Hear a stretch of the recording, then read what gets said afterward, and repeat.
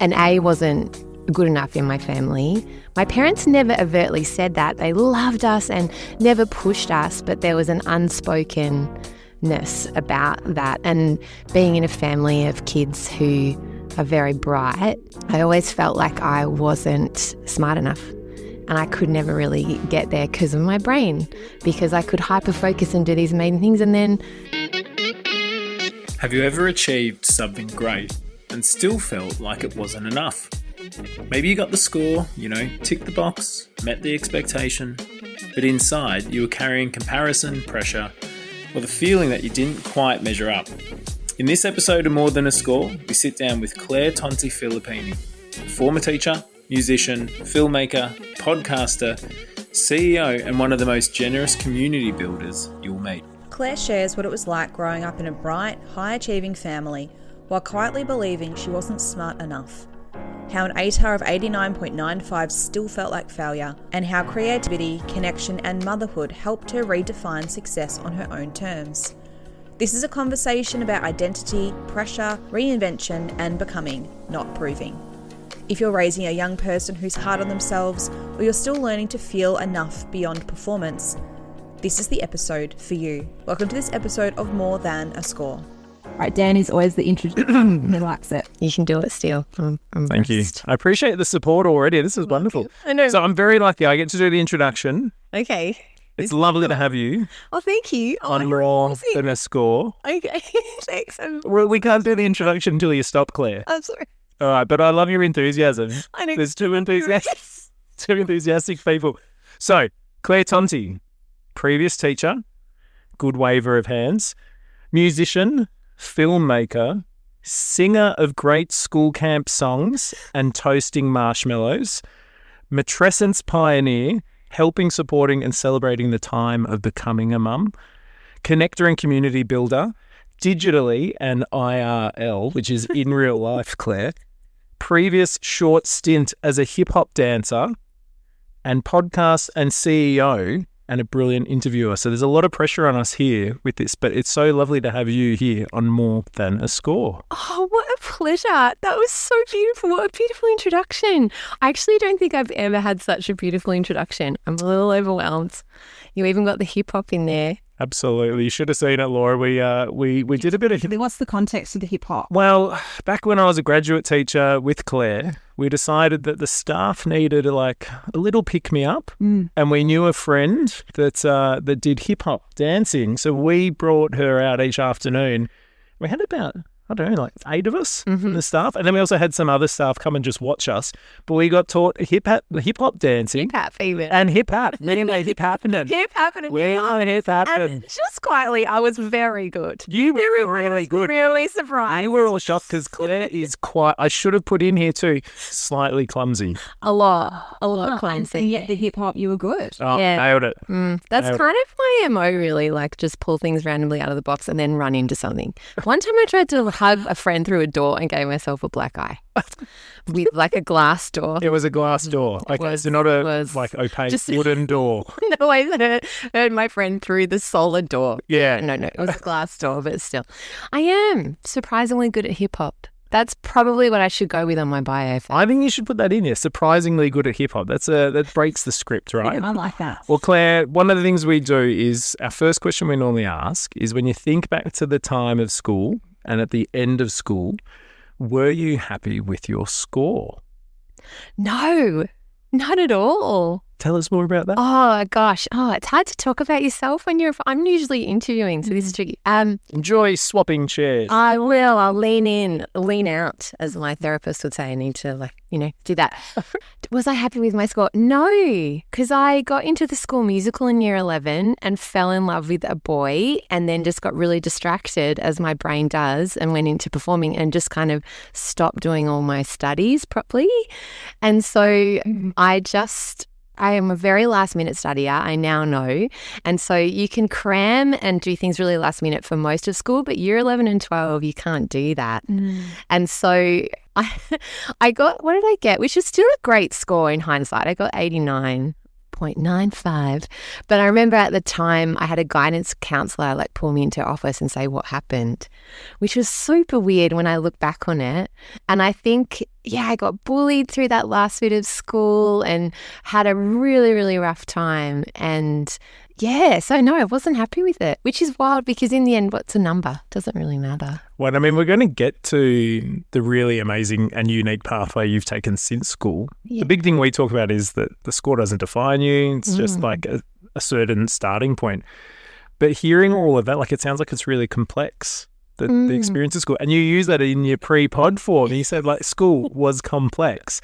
Can you tell me a bit more about what made it so complex for you, especially for the listener who's probably got a child at school or, they're potentially in school themselves? Yeah, it's interesting because I just turned 40. So it's interesting to look back on that girl now with all the knowledge I have as an educator, but also now as a mum of two.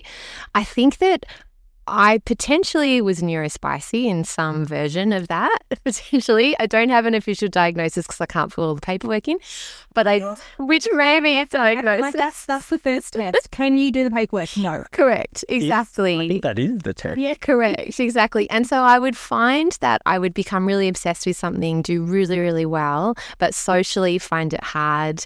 I was really loud and really opinionated and really creative, and I didn't fit in the mold of a private Catholic girls' school. And I went to a Catholic primary school too that was very conservative. So I just don't think they knew what to do with me often. I didn't know that I had sensory needs as well. I didn't understand why sometimes just even being in the school uniform was hard for me. Like we had tights and we had really scratchy woolen jumpers and things that we had to wear, which I found really hard. Did you cope with that? Imagine, we're similar age. I can't imagine there was a lot of advocacy around. Oh, nothing. No, nothing. And no one ever even made any kind of assumption or said anything about me being any kind of different brand of kid, which, I think is common of that era of us growing up in the 90s and 2000s, early 2000s. Yeah, I would find myself doing things like doing something extraordinary and creative, but then having like really big emotional outbursts and my friends not really understanding me, and then I would be bullied, or I would go deep into something and get really high marks, but then I would bottom out in another class. For example, I loved Chinese class. I got obsessed with it. I covered my room in Chinese characters. I loved how it was visual and it was also singing because the tone of characters in Chinese, you change the word depending on the way you say the word, which is a sing-song kind of tonal language. And so I got so deep into it, but then I bottomed out and got less than 20 when I got to year 12 because my brain just switched off and suddenly went into performing in the school musical. Well, someone would call that a hyperfixation. Totally. Well, now I know. Didn't have a language for No, exactly. Like I went deep into each of the characters. I knew what their symbolic meaning was. I knew the etymology and just got so into it. I went to China on like a school trip and loved that. Yeah. So there were things about me now I realized I just never fit in. And I never really found my tribe. And recently I bumped into a friend and she mentioned to me how difficult our year level was. And I, at the time, didn't know that we were just in a really complex mix of kids. And I often say that to parents too, that it doesn't matter sometimes what school you choose or even the leadership team. Both of those things can make a big difference. But often if you get just the wrong mix of kids in a grade, that can just be a really tricky thing. So I would say, and I think about that with my kids too, that having good social networks and support outside of school, as well as within school, and giving them tools and strategies to cope with those social settings will support them more in their whole life and improve their self-esteem and allow them then to enter into learning feeling confident and positive. Because I think that was something for me I really struggled with. I've learnt now I've found my tribe and I surround myself with people who get me, I think. And that's a beautiful thing. But it's also self-love too in the end and compassion. I think when you have a brain like mine that fires and does a million things at once, but often forgets things like I was half an hour late today. I'm not great with time. I know that about myself. So it's just surrounding yourself with people that understand you, but also having compassion for yourself that you can't be perfect. Yeah. Can I circle back to the score that you said? So you're saying I wasn't happy. My thought then is that the score would be very different to the score that you actually just said. So explain to me why, because that is in the top 10% of the state. 89.95, that was what you said. Yep. The top 10% of the state. There are people that could only wish to get a score like that. I want you to tell me about that reaction of being disappointed. Why were you disappointed? When you say it like that, it sounds, I don't know, maybe egotistical or something, but that's a genuine feeling about it. So I just want to dig into the why. Well, I think I'm in a judgment. No, thank you. It's a really, really great question. Very good interviewer over here. So I think I came into a family. I'm the eldest. There's 4 of us, all super high achievers, super academic. So I was put into gifted programs when I was in high school and extended in lots of, different ways. I think the teachers all thought that I would get ducks, or at least I would be right up there. And like my brother got ducks, my sister got into law, my other brother dropped out in year 8 actually, but he is, we think now, gifted and is now a geophysicist and has a PhD and works at the Norwegian University. So I come from a family of really high achievers, and love was about being seen to be achieving. I've learned that now about myself. And so me getting 89, my brain even wants to go 89.95. Yeah. Because that matters too. Yeah, take it. Yeah, but now I know that it's a number, but also that is a fact of my upbringing and the story around having to be perfect. So an A wasn't good enough in my family. My parents never overtly said that. They loved us and never pushed us, but there was an unspokenness about that. And being in a family of kids who are very bright, I always felt like I wasn't smart enough. And I could never really get there because of my brain, because I could hyper-focus and do these amazing things and then totally drop out or forget things or not be able to show up. And, for example, I could teach myself to speak Italian, and a friend of mine came to a party who's Italian, and we started talking, and he was like, oh my God, this is amazing, you speak Italian.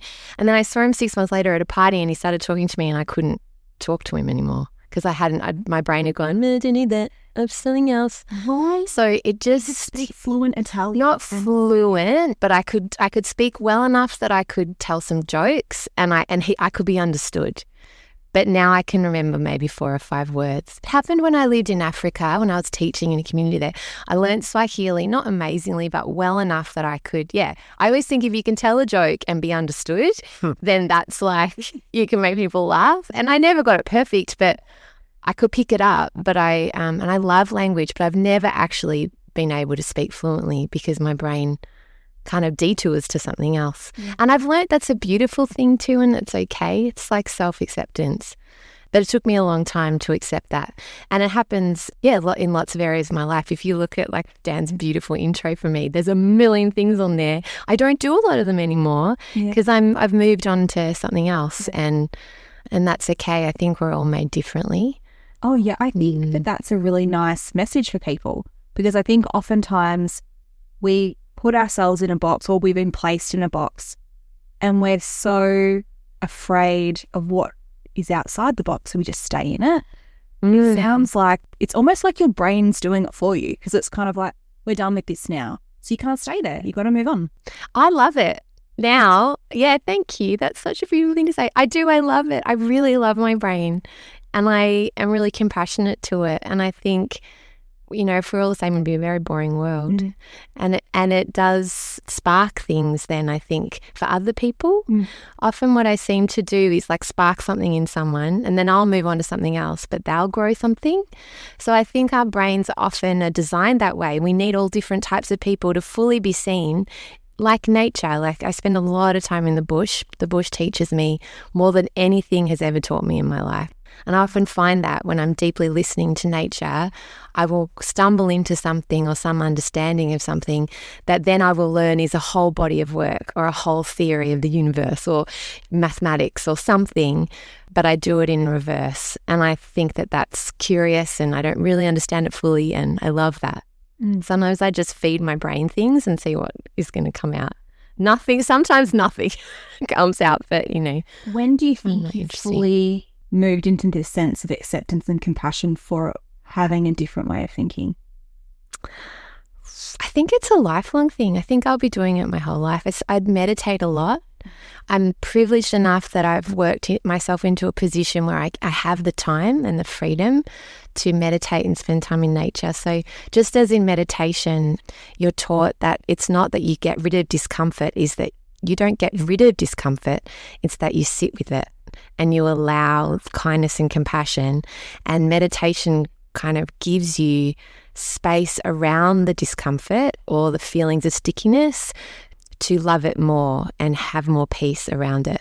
So constantly in meditation, your brain will be wandering off into thoughts and you're just totally gently with compassion bringing it back into focus.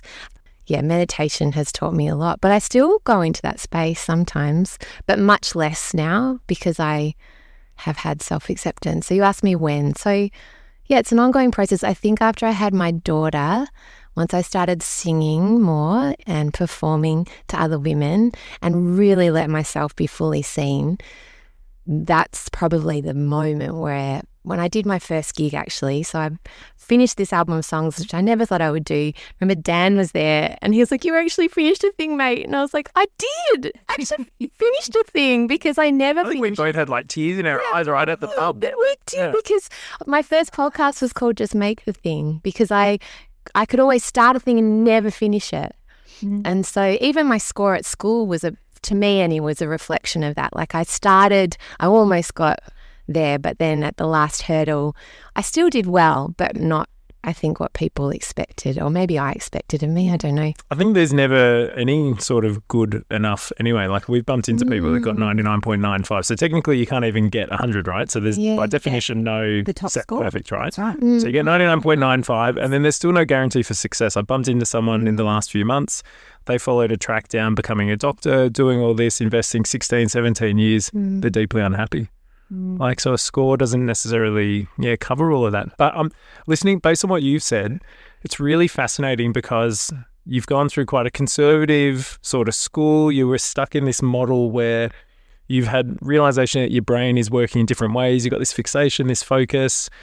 You were stuck in a system and a model where you still did, like, by all accounts, like as Loz said, the top 10%.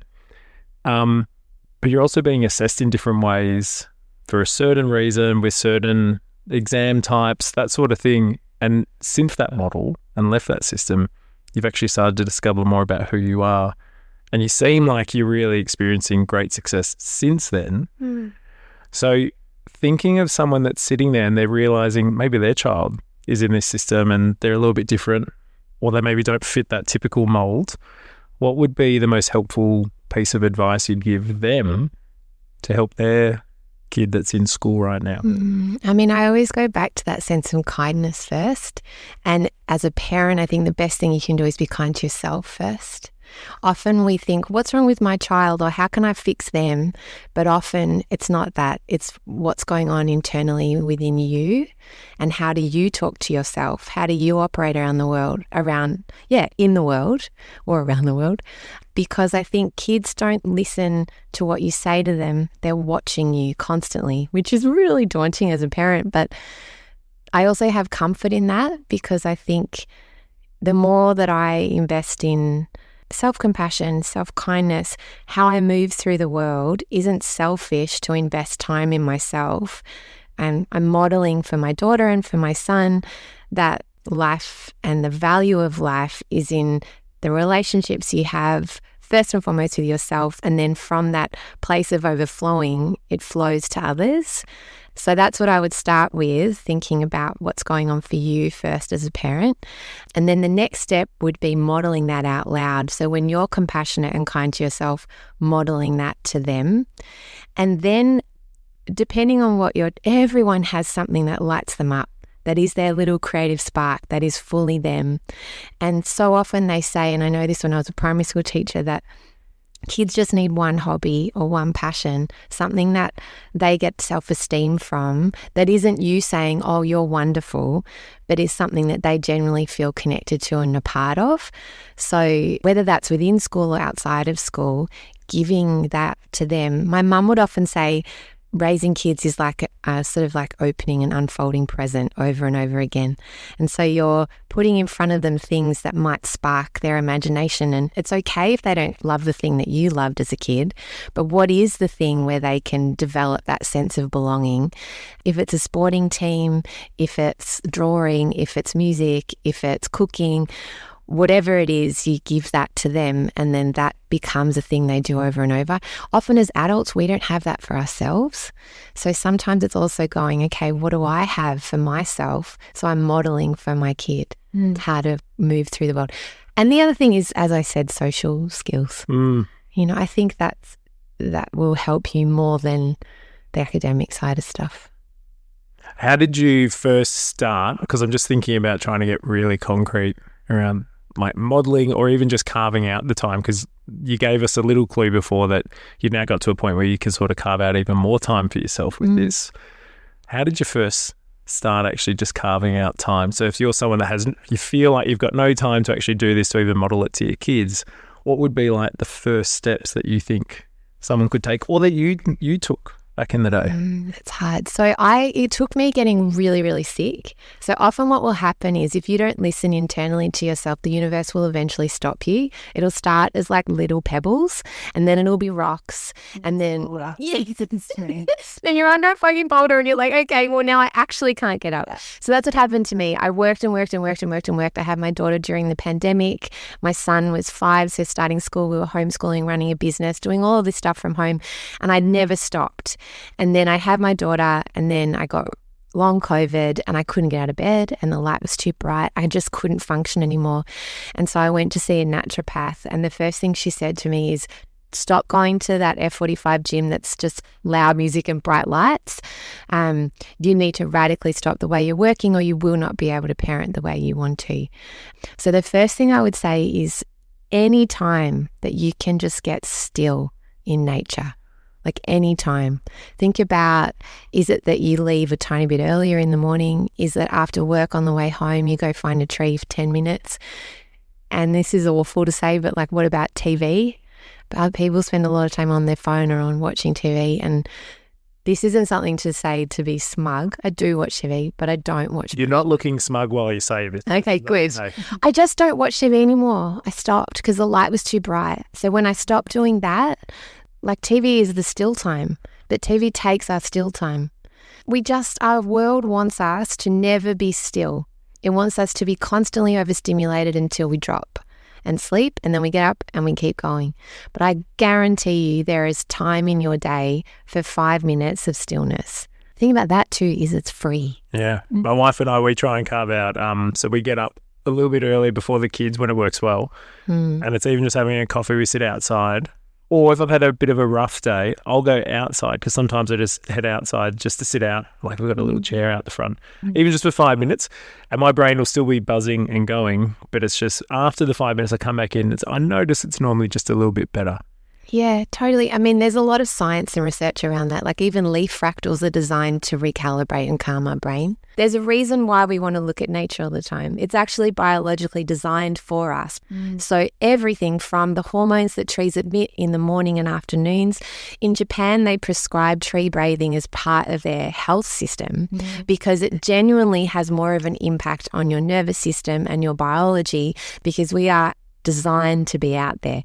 And that's all free. The more you spend out there, the more you spend out there, because we're meant to be out there. Well, so many principals and school teachers that I'm talking to, they're all talking about trying to do more forced slowness for themselves, but also within the kids too. So trying to build in that time, because there's always that feeling of always having to be really busy. Is it okay if I do a little? So I'm thinking of, we've jumped classic Claire Tonti thing here. We're jumping so deep into all of this.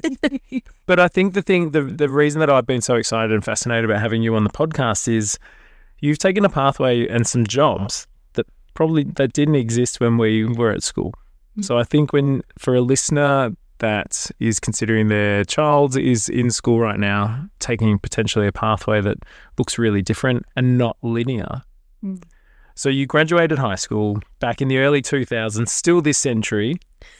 You then were volunteering while you did your primary teaching degree, and at the same time it was also a music degree at the same time. After that, you moved in, you were a teacher in Melbourne, also in Tanzania, and then up in the Kimberley in a remote Aboriginal community. Took a pause while you became a mum of 2, and then shifted to become a podcaster for 2 award-winning shows, Suggestible and also the aptly named Tonts. While you then established this incredibly large podcast and YouTube network and a media company called Planet Broadcasting. It's called Big Sandwich now. Actually. Big Sandwich. So rebranding and CEO of that. And it became a really incredibly and still really successful network that you do. Then shifted and launched your musical career around Matrescence album, and now you're also running some Matrescence events across the UK and Australia. Now, that's not a typical pathway. So you keep going. Yeah. You give context. I think the word matrescence maybe is something that not everybody is aware of. Could you give some understanding of what is matrescence? Absolutely. I would love it. It's my favourite topic, hyperfocus. Sorry, Dante. So I'm actually making a documentary about it too. It's defined as the transition to motherhood, equivalent to adolescence in its size and scope. Similar to menopause, they think it's the biggest transition of the human lifespan, which means that the biological event, which is birth, the drop in hormones, just cause all of these enormous changes, including your brain changing shape. So you actually shed about 7% of your grey matter when you give birth, and then your brain over about a 6-month period, though we think matrescence itself takes about 7 to 8 years per baby to fully transition from, into a new identity.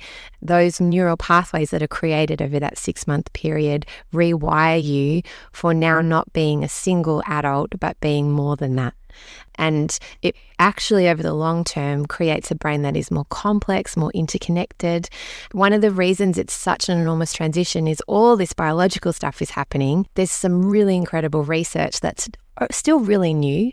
Less than 1% of neuroscience has studied women's health overall.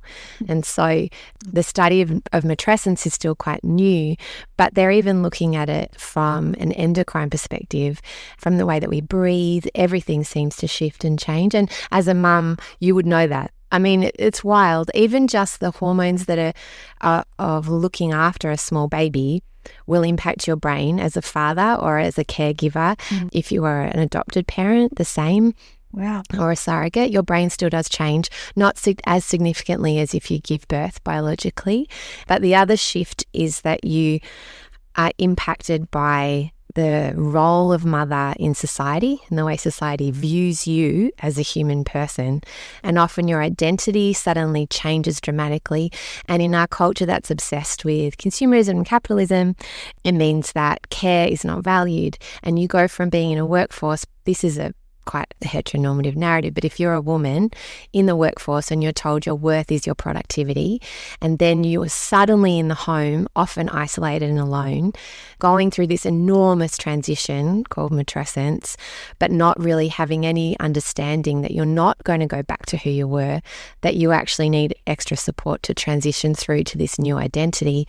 And the culture is telling you that care work is not valuable and that you're not being productive because you're not in the workforce in the traditional sense, and it doesn't make money.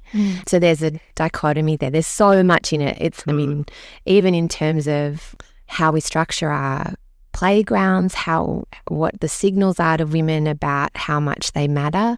I often think about it in terms of when you get married and how much money and time is spent on the wedding, but then people don't invest that time or money in their birth. And then what happens to women? It's like the baby gets born and then women often feel forgotten, whereas they need love and care and nurture. I often think of matrescence as the newborn mother. So we have a newborn baby, but we also have a newborn mother, and she needs so much care and support. Such a fragile brain time. You wouldn't leave an adolescent alone for 7 to 8 years without supporting and caring for them and nurturing them and educating them through this big fragile time. And matrescence from a brain perspective is as fragile, if not more so, than adolescence, while you're trying to keep a child alive. So when you think about that and the lack of education we have in our Western system for what mothers actually need, so that's why I'm so passionate about the work that I do, why I'm making a film about it too. I've not had a single woman say to me, oh, nah, it wasn't that big a deal. you know? Oh, totally. It's enormous. It's enormous. And I think about even the amygdala will grow. So your fear center, as a mother, they'll often report that I never used to be afraid of flying or afraid of heights, and I became a mum and became terrified. I interviewed an acrobat for my film who's a mum who said she used to do the tightrope and then she became a mum and had trouble leaving her house because she was too afraid. So it's just so complex. It's nothing more human than becoming a parent, you know? Do you know what I'm reflecting on? Like, it's so interesting to me because I consider who I used to be before having children and who I have actually said I feel like I'm less smart. Like, I feel like my recall is just not quite there. I was on top of things. I could remember things really quickly and I can't do those things anymore. And there was often, I'm not going to say shame, but certainly judgment for like what I was able to accomplish versus what I can now. And the irony is, like, you consider going through adolescence, you never look back on that 7 and 8-year-old and go, oh, well, I'm so much worse off. Like, you just know that that's just a transition that you go through, and who you were at 8 is now not who you're going to be at 15. But it's so funny, like, we still consider the things you could do prior as an adult. And look, there's things that I can do now that I couldn't do before. There's compassion, empathy I have that I didn't have before.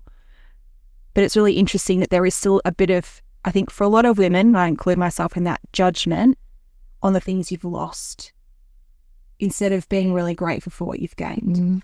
And so I'll say something that really changed my life. So Dr. Winnie Orchard, who we're interviewing for the film, incredible neuroscientist, I had her come and speak at Matressens Festival because she's not a mum, but decided after COVID to dedicate her life to studying mothers because she could not understand why there were no studies on the maternal brain or very little. And she will say it's not that you're getting dumber. It's not this whole baby brain thing. It's that your brain is holding so much more. Yeah. That what your capacity for now in the responsibility of keeping a family going, often women are in charge of so much, but because culture doesn't value that, we valued the quick recall or we valued other things in our careers, they can't see themselves. And Winnie would often say that motherhood and parenthood is the steepest learning curve of the human lifespan. And the brain over the long term loves a steep learning curve, but you're also biologically going through enormous changes at the same time. So when we're establishing new neural pathways, and we'd say this in education, there's a zone of proximal development where what your skill set was before and what you need now, there's kind of this gap. And if it's is unachievable, you aren't in the zone. And often for women, the expectations are, can I swear? Fucked. Like, we just can't do it. And so you're not in the sweet zone of proximal development. Historically, we should have 15 adults caring for one baby in a village context. We all know it. We go to a caravan park, suddenly everyone's like, this is great. We're like co-parenting. It's awesome. And you're not supposed to be everything to your child. Laura and I love co-parenting. We bring our two families together. Yeah, it's like that's how we're supposed to do it. And so I say to women all the time, it's not that you're stupider. It may feel like that. You're also incredibly sleep deprived. And so Winnie would say that too. There's been very little studies done on sleep deprivation over the long term on the maternal brain, which is wild. But what they do say is that, for example, in the military, they used to use sleep deprivation as a torture device. So, you know that it's torture. Yeah, and they would have a baby crying and shine lights in a person's face. Now they don't do it anymore because they were like, it's too inhumane. So, of course, you can't remember, I don't know, whatever facts or figures you used to have because, A, you don't use them in your life anymore and your brain's gone, I don't need that. I need to know exactly the right pasta that my child would eat cooked at the exact temperature because they won't have dinner, and how much protein are they having, and whose friends are whose, and how many networks have I spoken to, and yes, I need to get the readers here, and, you know, all of the details of your child's life and your family's life. So it's really common. And so I'm just telling you, you're not stupider.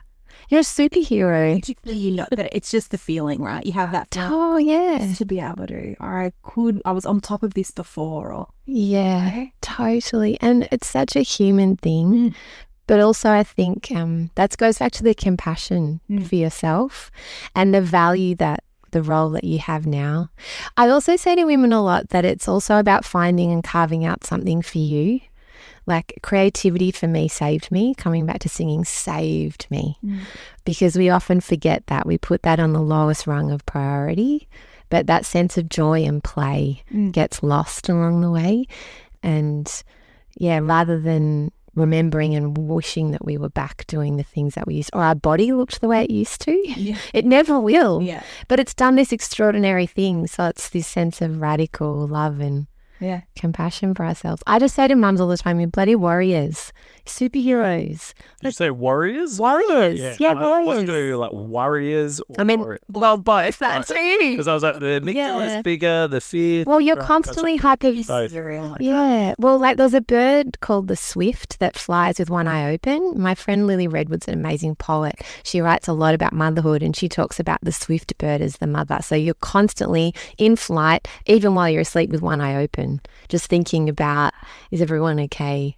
How's it going to work and how? And I really do think that motherhood, like in adolescence, you become often an activist for a better way of being in the world because you can see the problems and you want your child to feel safe and connected. So often it's common women become activists for the environment, or they become passionate about food, or they become go into a particular thread. And like adolescents do, because it's like you're seeing the world through new eyes when you become a mum.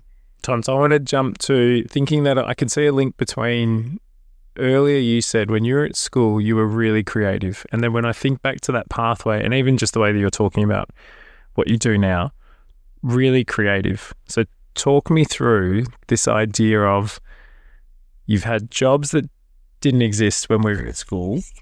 And that's going to happen for people going forward. So literally podcasts. Yeah. What a thing. We didn't know what they were. And becoming the head honcho CEO of is a Big Sandwich now. And so a podcast network. Right? Yeah. So that's for the last long time ago. 10 years ago. Yeah. And thinking about like how do you strategize and leverage and use like podcasts as a way to actually create a business. So it's a really new, innovative way of thinking, the way that you're approaching events. So it's a really deeply creative thing. You've always been really creative. So the thing that I'm interested about is talk me through the change from being this like teacher in a Catholic primary school. You did this degree all the way through to what you've done now. Talk me through a defining point that helped you make that change. Okay. It's hard for me to remember. So, well, part of it is that my kid's dad, James, we're no longer together, but he's a really, really dear person to me in my life.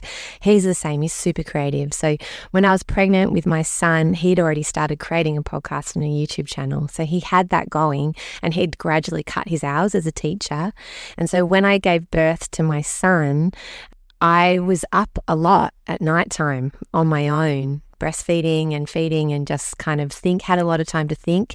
And I saw that James's show had this enormous audience but wasn't making any money. So I had time in that sort of still quiet time to just start to deep dive into what a podcast was. And so I remember calling lots of people and being like, these are the numbers, like 200,000 listeners an episode, and them telling me podcasts aren't a real thing and they're not a real platform and radio is where it's at, or, nice but no thanks. And no one was having anything to do with advertising on a podcast in Australia anywhere. What year is this? That was 2015. So I would ring around. I emailed so many people. So then I went and looked at the podcasts I was listening to, which were American, and they had advertising. So James had an American audience and a UK audience. So I was like, okay, I'm going to go over there. And there was a company called Midroll who were like the very first podcast advertising company. And they took us on. But then because they're American, they had a funny thing with understanding that we were Australian but had an American audience. Right. And so that didn't work. So then I just started cold calling and emailing and just pretending I was, I was a major company in Australia and I had like multiple email addresses, had Susan accounts and like, and I would just email them with these branding things. I didn't know anything about branding. I just was like, well, let's just try this whole thing out. I tried so many different angles and I got like those big brands that you probably remember, MailChimp, Squarespace, like the ones that were advertising on podcasts, Harry Shavers, MVMT watches, and I got them to listen to us. And so I just started doing that. And then I started doing it for more podcasts within Australia, like lots of comedians like Will Anderson's show, Tofop, and a whole lot of other shows too, because there was nothing being spent here. I was blue in the face telling people about how massive this platform would be. Wow. But yeah, because there were no rules. That was kind of how I was on maternity leave. And then I just never went back. I sort of fell into advertising. And I, at a point, was going to make a podcast advertising company, and then deeply realized that I'm not a sales advertising person. That's not my values. I didn't know what I wanted to do though, which is why I started my show, Just Make the Thing.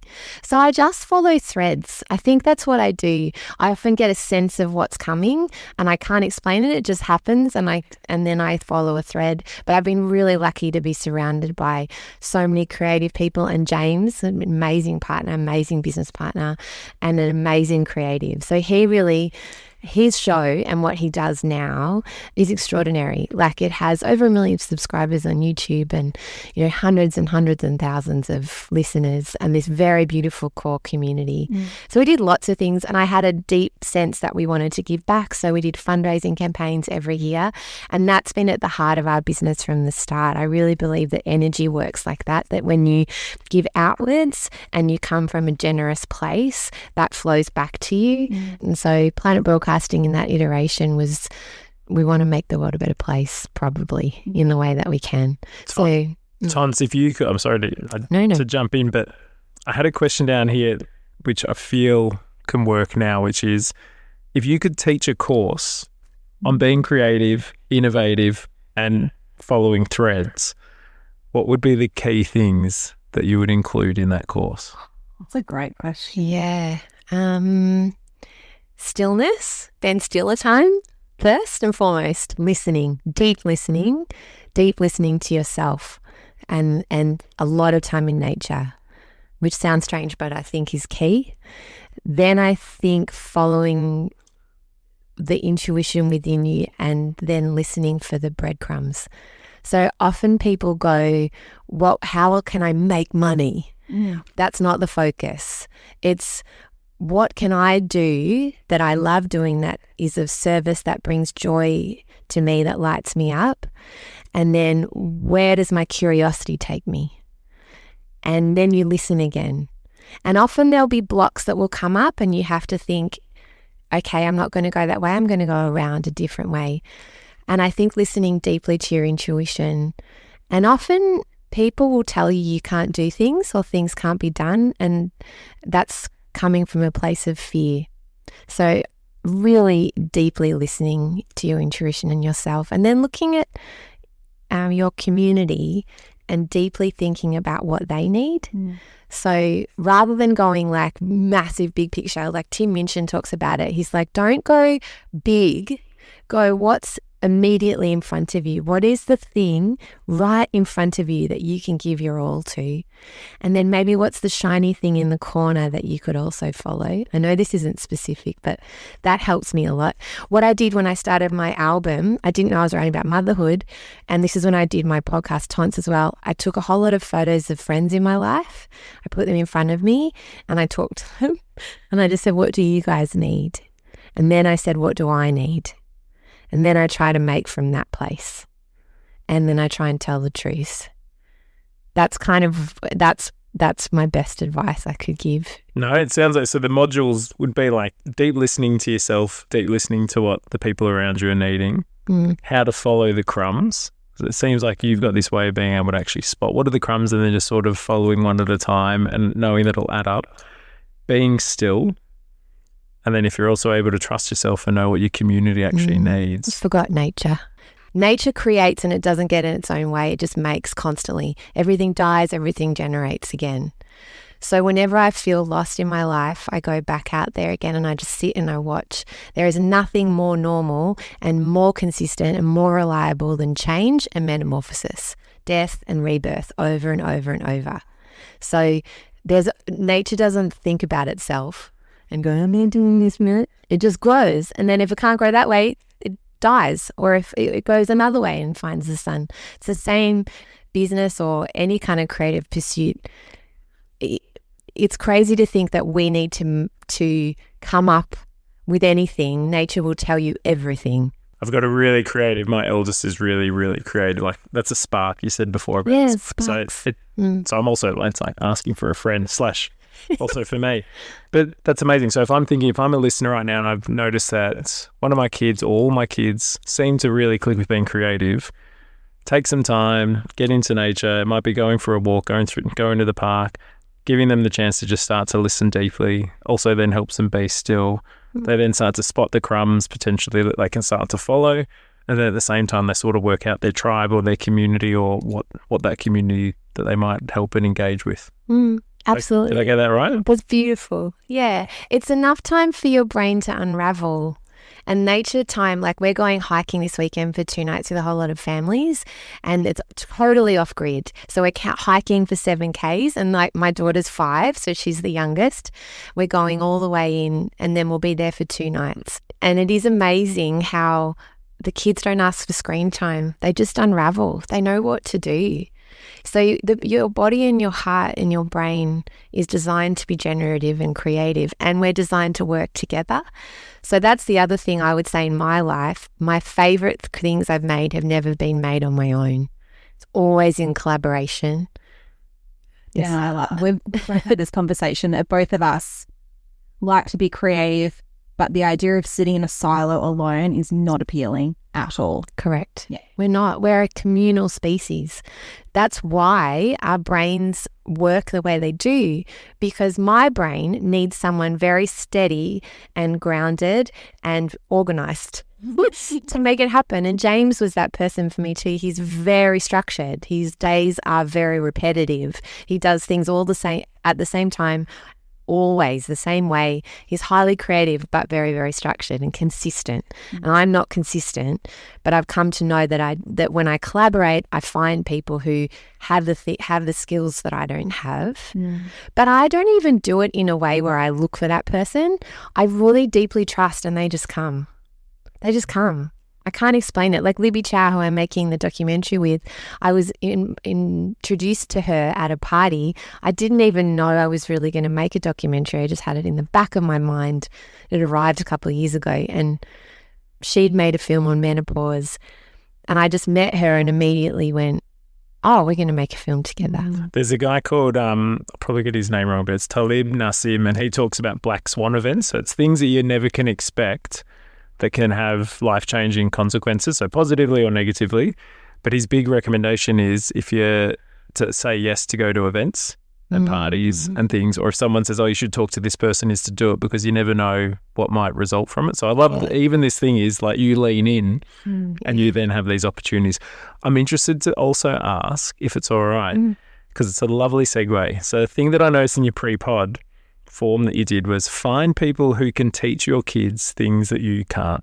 So you just sort of touched on something that how James brings a different thing, but what's an example of this, and why does it really matter for someone listening to go find people who can teach them things that you can't? Oh, because we're not just mini versions of our kids. You know, they're not mini versions of us.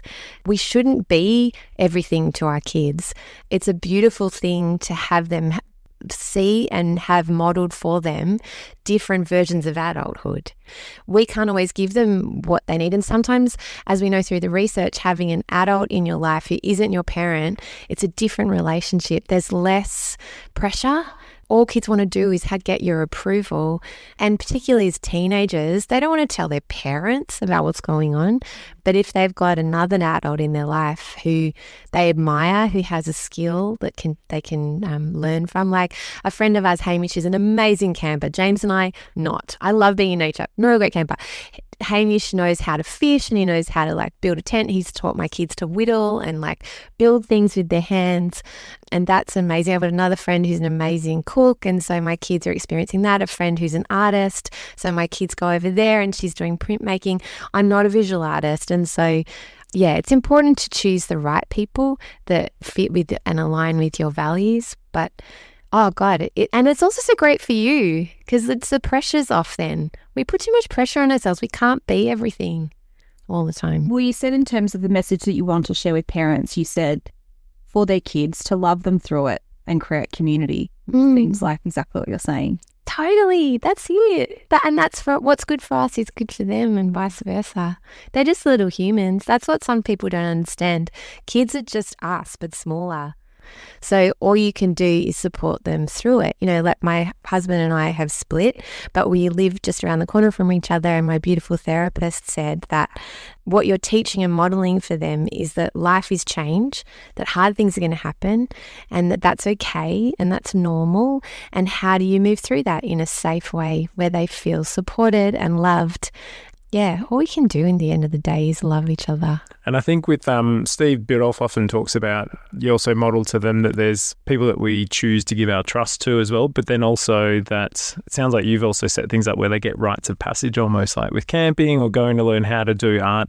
They get it in many ways because if we don't set those opportunities up for kids to have a trusted adult and to go through an experience to practice and learn new things, if we don't set up those rites of passage, they'll find them anyway, but it'll just be with probably people that aren't going to have a really positive influence, potentially. Totally. And often for young men, I think for us, me as a teenager too, the rite of passage was drink lots out in a park where my parents don't know. And I'm not saying that my kids might not do that. Maybe they will. But we're intentionally within our community. And this is what I mean by looking not further afield, but within your community. What does your local community need? And we are actively creating rites of passage. I have a friend, Erin, who runs Kindred Women, and we're working on camping trips where the girls just go away together.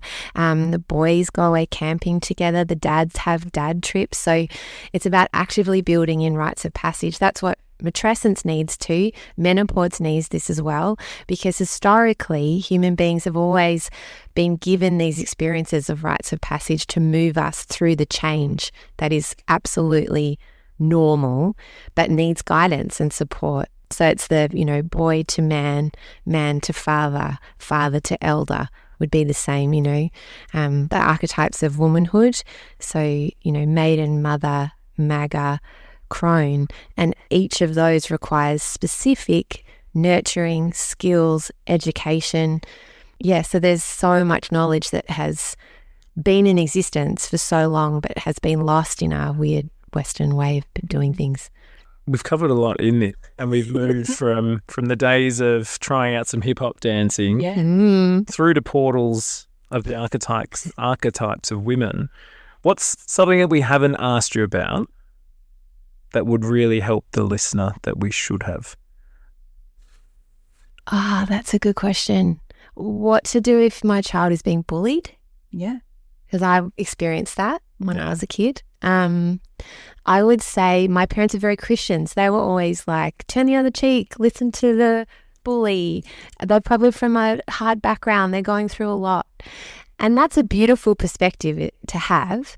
But I would also say teaching your child to deeply stand up for themselves and know that they are allowed to voice what they need, developing that sense of open communication and going to the school and not going in with a sense of my child's being bullied and I need to solve it and you need to fix it, but allowing your teacher to communicate with you in a partnership that we're going to work on how to navigate this situation in a way that is safe, but is also teaching my child to advocate for themselves.